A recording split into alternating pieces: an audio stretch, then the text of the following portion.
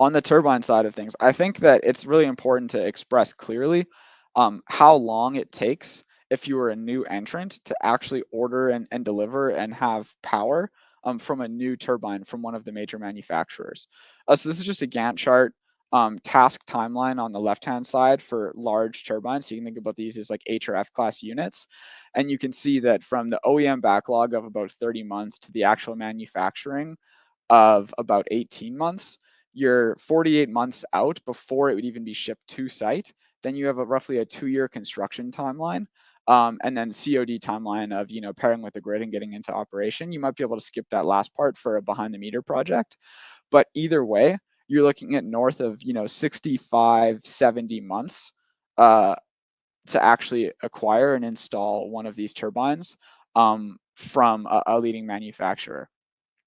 On the other hand, we do think that this presents a real opportunity, and this is where we're going to get into the aeroderivatives and the reciprocating engines.